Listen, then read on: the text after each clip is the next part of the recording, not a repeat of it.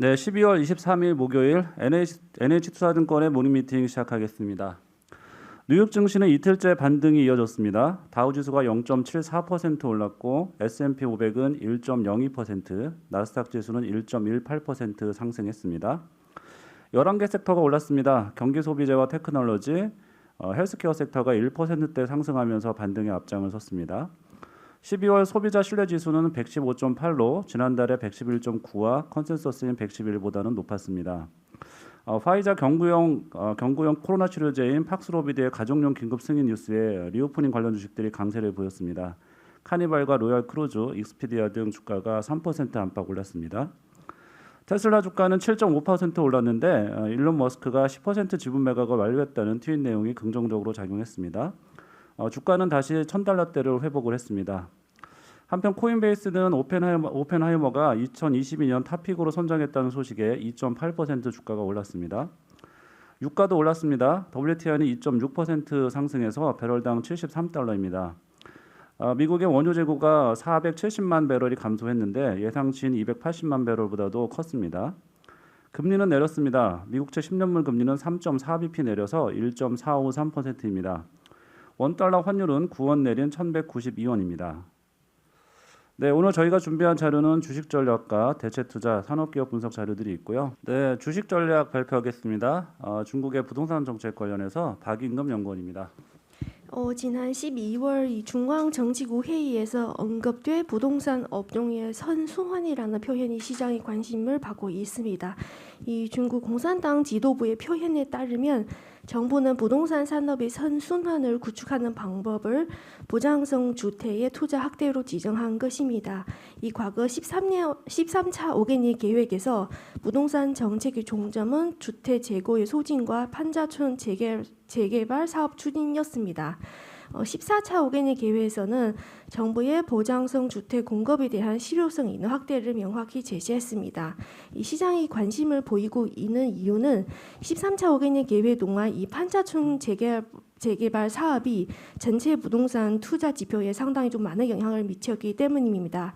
현재 중국의 보장성 주택 이 체계는 주로 공공임대주택, 보장성 임대주택과 공유재산권 주택 등 총 3부분으로 구성되어 있습니다. 이 중에 보장성 임대주택의 정책 실행 수준이 가장 약합니다. 이런 주택은 특히 대도시의 새로운 입주민과 이 청년들이 주택 문제를 해결하기 위한 방안입니다. 이미 계획을 발표한 지역 상황을 보면 14차 5개년 계획에서 보장성 임대주택의 신규 건설이 과거 5년 동안 상주 인구의 변화와 관련되어 있음을 알 수 있습니다. 이를 감안해서 이 14차 5개년 계획 기간 동안 중국 전역에 보급된 이 신규 보장성 임대주택은 약 900에서 950만 채가 될 것으로 예상됩니다. 이 중에 25%가량이 2022년에 투자될 것으로 가정한다면 총 투자 금액이 약 2,500억 원으로 부동산 투자에 대한 기여도는 한 1.4%포인트 정도 됩니다. 보장성 임대주택이 부동산 투자를 견인하는 효과로 전체 부동산 투자 지표의 추세를 개선하기에는 역부족입니다. 향후 중앙정부는 추가적인 완화 조치로 부동산 업계의 이 자금 수요가 합리적으로 충족될 수 있도록 할 것입니다.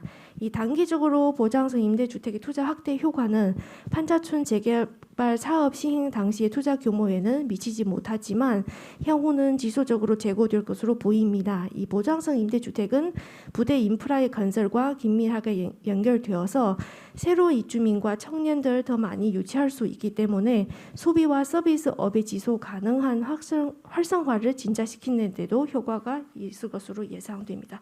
이상입니다. 이 정책이 부동산 가격 전망에는 어떤 영향을 줄 수 있나요?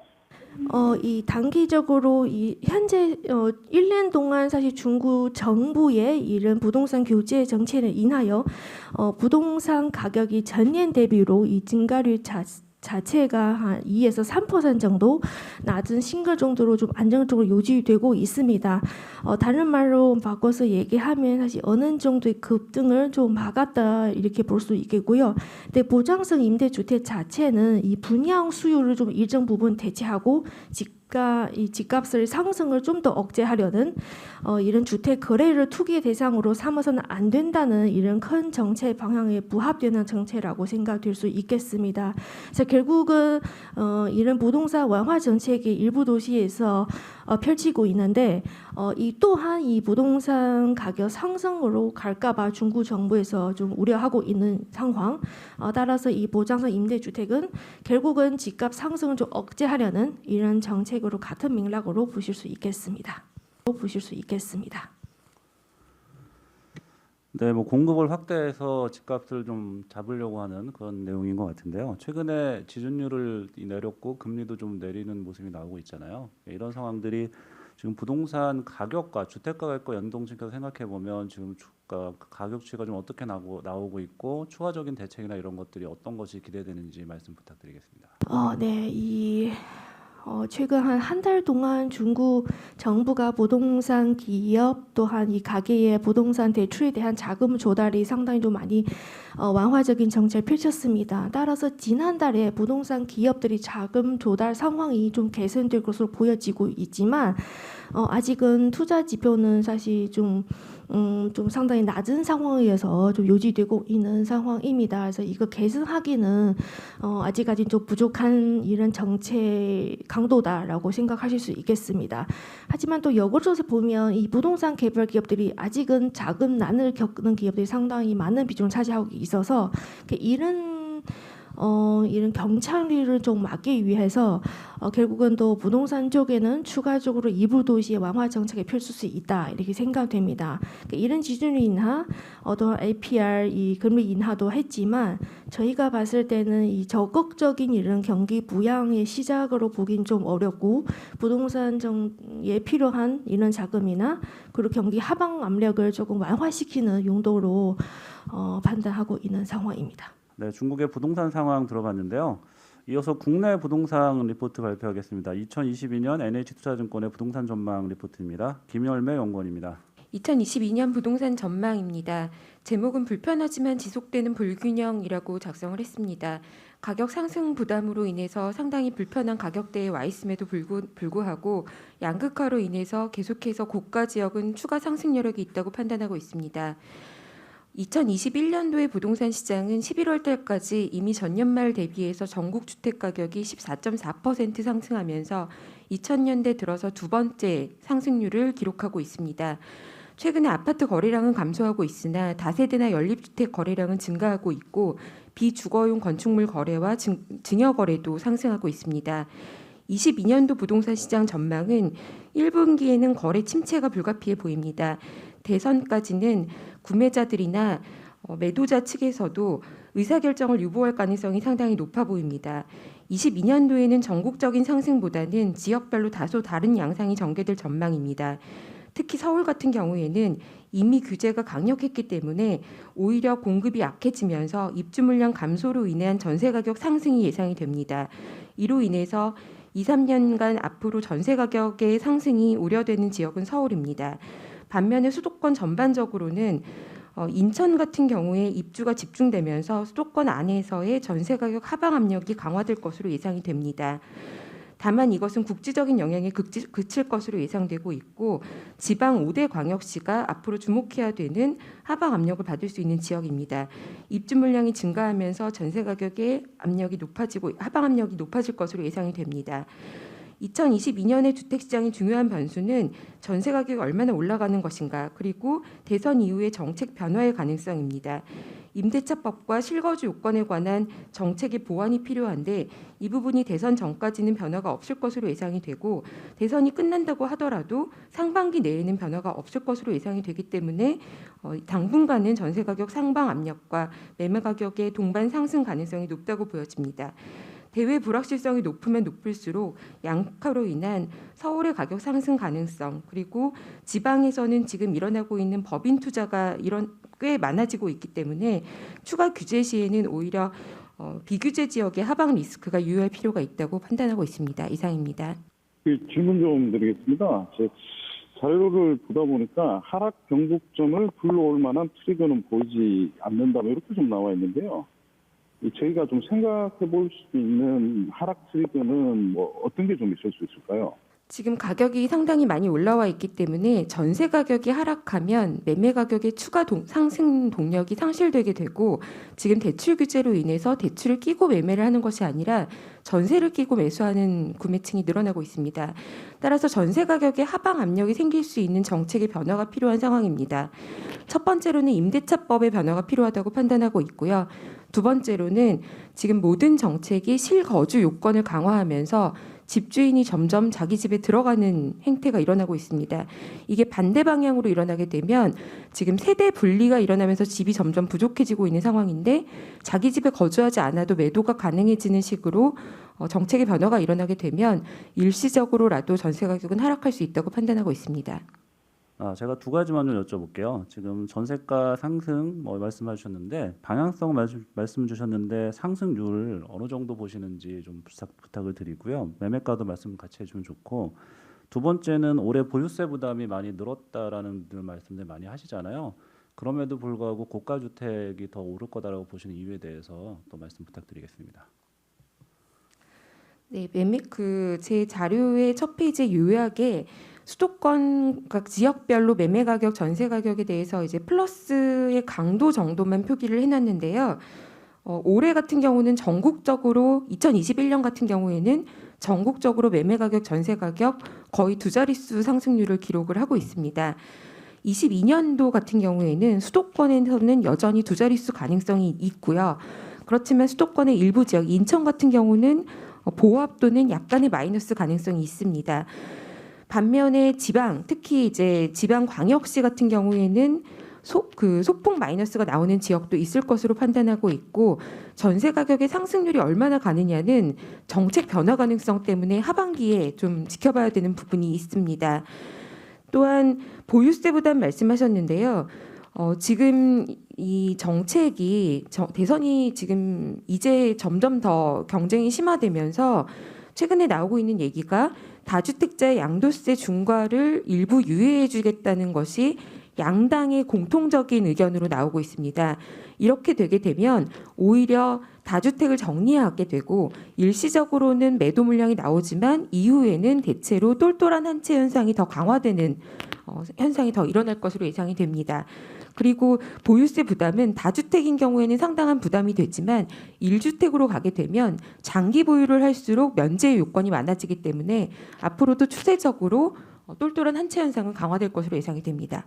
네, 수고하셨습니다. 네, 이어서 산업기업 분석 리포트 발표하겠습니다. 먼저 철강 산업 리포트 제가 말씀드리겠습니다. 앞서서 중국 쪽 얘기도 들어봤었는데요. 부동산 관련해서 중국 인민은행이 지급준율을 내렸고, 기준금리인 LPR도 내렸다라는 내용은 이미 말씀 많이 들었을 거고요. 관련해서 저희는 결론적으로는 중국의 정책이 대수만간하지 않겠다라는 기존의 입장을 유지할 거다 이렇게 보고 있고요. 저희 리포트 2페이지에 그림 1, 2, 3번을 좀 같이 봐주시면 좋습니다. 그러니까 과거에 정책이 나왔을 때 철강 가격이 어떻게 움직였는지를 보시는 게 필요한데, 대부분 보면 금리를 내리거나 지준율을 내리거나 이렇게 경기 부양책을 쓸 때는 실물 경기가 안 좋다라는 시기이기 때문에 사실은 철강 가격이 하락하는 경우가 많았습니다. 오히려 금리를 올릴 때 철강 가격이 동반해서 상승하는 경향이 많기 때문에 죄송합니다.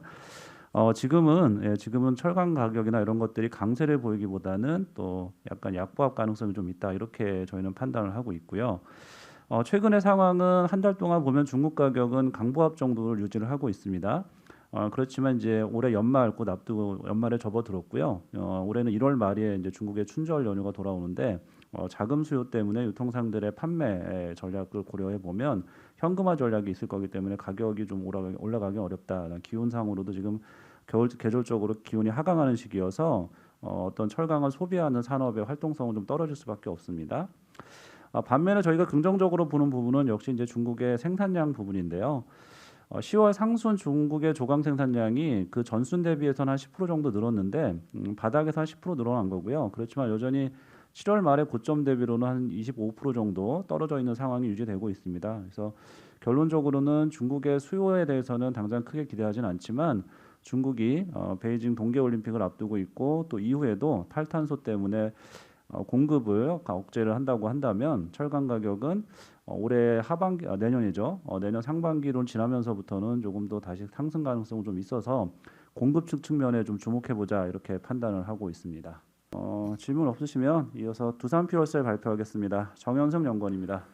네, 두산 퓨어셀 말씀드리겠습니다. 최근 글로벌 신재생 에너지 기업들의 주가는 금리 인상의 기대감에 따른 할인율 상승으로 큰 폭으로 주가가 조정을 받았는데요. 두산 퓨어셀은 조금 더 차별화되는 그림이 나타날 수 있어서 말씀드리겠습니다. 일단 용어들이 좀 많이 있어서 좀 용어들을 설명드리는 부분으로 좀 말씀드리겠습니다. 일단 내년도부터 가장 큰 이슈 중에 하나는 신재생 에너지 공급 의무화 비율 RPS 비율이 큰 폭으로 상승되게 됩니다. 21년 9%에서 22년 12.5%로 상승하게 되고요. 정부는 2026년까지 25%로 매우 좀 가파르게 좀 상승될 예정입니다. 즉 재생에너지로 통한 에너지를 생산해야 되는 비중이 앞으로는 26년까지 25%까지 빠르게 상승한다는 거고요. 22년도만 봐도 기존에 2017년도부터 매년 1%씩 상승했다가 22년도에는 매우 가파르게 상승한다는 것을 보실 수 있습니다. 발전사들은 재생에너지를 직접 투자를 하거나 아니면 필요한 신재생 에너지 공급 인증서, 즉 REC를 확보할 수 있는 방법을 이제 찾아야 되고요. 이를 위해서 연료전지에 대한 투자를 확대할 것으로 보고 있습니다. 현재 청정수소 의무화 제도라고 하는 수소 관련된 수소법 개정안이 지금 상임 및 통과가 좀 계속 지연되고 있습니다. 그래서 올해 특히 이러한 제도 변화를 앞두고 발전사들의 연료전지 발주가 계속 지연되어 왔었는데요.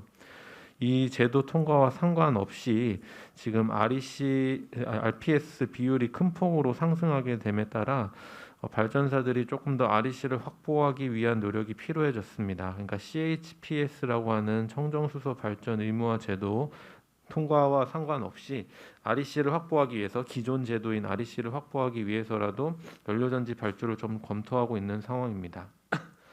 두산 퓨어셀 올해 수주 가이던스가 142메가와트인데 3분기까지 28메가와트에 그쳐서 사실 CHPS 제도 도입 지연으로 인해서 수주가 상당히 좀 부진했었는데요. 최근에 이러한 RPS 비율 상승으로 인해서 발전사들과의 논의가 매우 활발하게 진행되고 있는 상황이고, 연내 수주 가이던스 충족에는 여러 가지 좀 변수들이 많이 있지만 연내 수주를 꼭 달성한다기보다는 신규 수주가 의미 있게 다시 볼륨이 나온다라는 게 좀 의미 있다라고 보고 있고, 내년도 1분기까지 수주가 계속적으로 나타날 것으로 보고 있습니다. 자체적으로 SOFC라고 하는 고체 산화물 연료전지를 지금 세레스 파워라는 기업과 함께 개발하고 있는데요.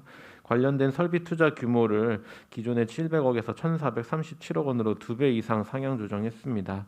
이는 앞으로 SOFC 시장이 확대될 것으로 보고 있어서 기존의 설비 투자하는 곳이 아니라 신규 부지, 신규 공장을 통해서 조금 더 확장이 용이한 지역으로 좀 이동한 부분이고요. 2024년부터는 매출화가 진행될 것으로 좀 보고 있습니다. 투자 전략 측면에서 말씀드리면 지금 전 세계 글로벌 발전용 연료전지 기업 중에서는 영업이익이 창출되는 유일한 기업이고요. 연말부터는 국내 발전사들의 수주가 의미 있게 나오기 시작하면서 내년도 외형 성장성에 대한 방향성도 회복될 것으로 보고 있습니다.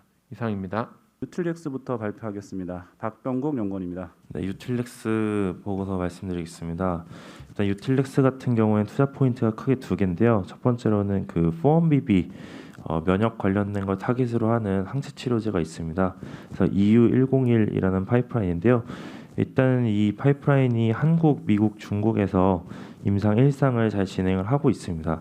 생각보다 임상 데이터가 많은 숫자로 나온 적이 없는 회사인데, 그래도 이번 3분기 정도에는, 그러니까 내년 3분기 정도에는 아마 좀 의미 있는 환자 수로서 데이터가 나올 것 같아요.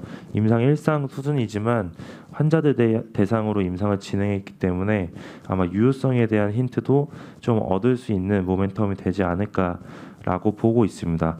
그리고 미국 같은 경우에는 이제 용량이 조금 더 높은 상황인데 아마 공개되는 때에는 한국과 미국 모두 5, 6단계 정도 수준까지 용량 증량이 되어 있는 상황일 것이기 때문에 더 의미가 있을 수 있습니다.